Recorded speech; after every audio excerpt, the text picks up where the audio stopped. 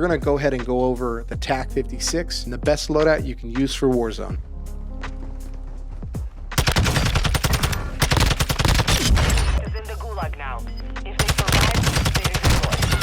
Today we're going to go over the TAQ 56. So I would first start off by using the muzzle, which is the Echoless 80. This muzzle is the best muzzle for the gun. It's going to create sound suppression, damage range, and recoil smoothness, plus bullet velocity. This is what you're going to use, especially to blow through people's armor. It's going to help you at range. It's going to help you take down enemies faster. The next attachment that I would use is the FTAC Ripper. This is the best underbarrel for the gun. It helps with aiming idle stability, recoil stabilization, and hip fire accuracy. This is the best compared to any of the other ones that you would use. You know, it obviously going to reduce mobility a little bit, but that's fine because you can tune that out. The next attachment I would recommend is the barrel, which is the 17.5 Tundra Pro. This barrel is the ideal barrel for Warzone. Increases damage range and bullet velocity, which is great for accuracy, and also amplifying the damage at further range. We'll go through some of the things you could do to tune this later on in the video. The fourth attachment that I'd recommend is the FSSOLE. This is the best laser for the gun. The only negative to it is that there is a laser visible at ADS, but it's going to give you the best aim down sight speed, aiming stability, and sprint to fire. I think the sprint to fire is important, especially with handling. To reduce the handling on this gun to make it quicker is very important. The last attachment that I would recommend, the fifth attachment, will be the 40 round mag. Now, you could up your capacity to 60 round. I prefer it to be a little bit lower. As long as you hit your shots, 20 bullets really isn't a bit make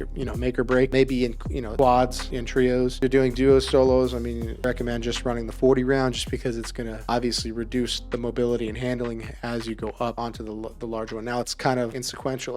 There's nothing really to it. There's not much that it's going to affect. It is just going to slow the gun down a little bit. So I'd recommend the 40 round, and that would be the best option. All right. So since we did finish the sets up, I'm going to show you the tuning of this gun. So for the 17.5 Tundra barrel, you're going to want to make sure your recoil steadiness is set to 0.21 in weight, and then you're going to want to make sure that your damage range is maxed out to 0.40. For the Echoless 80, you're going to want to make sure that your weight is set to 0.50 in aim down sight speed, or so that your bullet velocity is set to 0.45. For the FTAC Ripper, you're going to want to make sure your weight is set to negative 0.13 and that your aiming idle stability is 0.12. That should do it for the tuning part of this build. If you have any questions, drop them down below. I'm going to go ahead and show you this inside the firing range.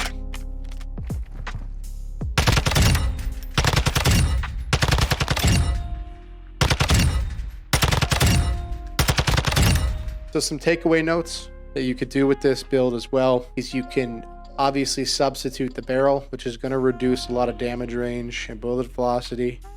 Could substitute it and run the aim op. This gun has a great iron sight, so I really don't see any need for the aim op, but if you do prefer a sight, you could use this. You can get a little bit more aim down sight speed. You could also get that FOV slider in there too for near or far, depending on what your preference is.